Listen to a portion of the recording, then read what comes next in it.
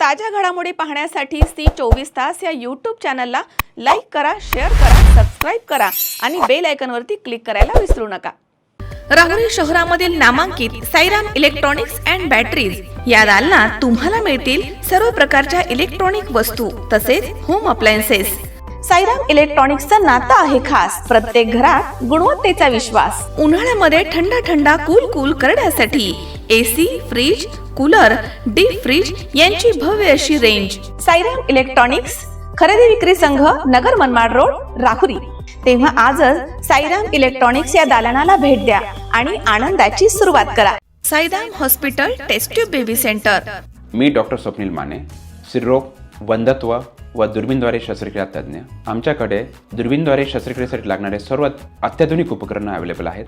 त्यामध्ये 3D 4D camera, तसेच रुग्णांना 10 ते 20 ml रक्तस्राव होतो। पेशंटला खूप आरामदायी ऑपरेशन होतं। सूक्ष्म आजार बाहेर काढले जातात। 10 पटीने पेशंटच्या अवयवांचं निराकरण करता येतं आणि आजाराचं उच्चाटन केलं जातं। साईराम हॉस्पिटल, लॅप्रोस्कोपिक सेंटर आणि test baby centre, court area, Bhagyashree हॉटेलच्या पाठीमागे, Rahuri.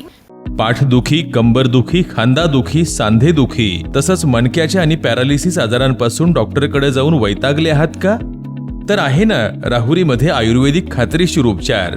Doctor Melavane hospital and spine care therapy centre, Rahuri bus stand समोर। डॉक्टर केतन धनंजय मेळवणे, संपर्क 9890 42 52 40। 25 वर्षाची परंपरा, डॉक्टर मेळवणे हॉस्पिटल।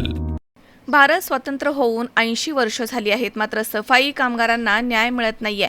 त्यामुळे आजही पारतंत्र्यामध्ये असल्याचं दिसत आहे। मात्र आता अन्याय सहन केला जाणार नाही असा सज्जड इशारा सफाई कर्मचारी संघटनेचे राज्य उपाध्यक्ष तानसेन बिवाल यांनी दिलाय। वारस हक्काची नोकरी मिळवण्यासाठी 2 महिलांनी आपल्या कुटुंबासह राहुरी नगर परिषद कार्यालयाच्या समोर 14 ऑगस्ट पासून आमरण उपोषण सुरू केलं। उपोषणाला 8 दिवस झाले आहेत। नगर परिषद प्रशासनानं अद्याप कोणतीही दखल घेतली नाहीये। या घटनेच्या निषेधार्थ 21 ऑगस्ट रोजी सकाळी तानसेन बिवाल यांच्या नेतृत्वाखाली सफाई कामगारांनी शहरामधनं झाडू मोर्चा काढला होता। त्यानंतर सर्व आंदोलनकर्ते नगर परिषद कार्यालयामध्ये गेले। यावेळी तानसेन बिवाल यांनी नगर परिषद प्रशासनाला चांगलंच धारेवर धरला। बिवाल म्हणालेत की सफाई कामगार काम करत असताना कामगारांना अनेक आजार होतात, परिणामी त्यांचे अकाली निधन देखील होतं।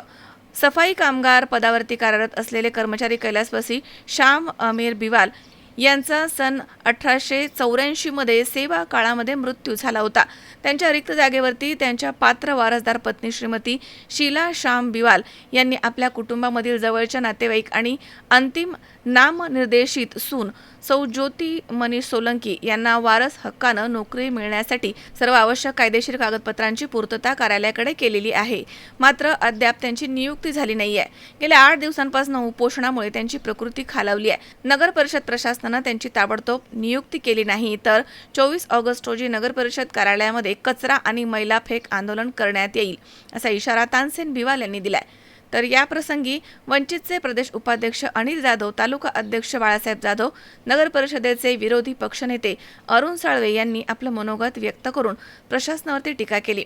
या प्रसंगी मुख्याधिकारी विद्या पाटील यांनी म्हटलंय की सदर रिक्त जागेच्या बाबत एकूण 5 अर्ज नगर परिषद प्रशासनाकडे आलेले आहेत आणि याबाबत सविस्तर माहिती घेऊन योग्य ती कारवाई करण्यात येईल।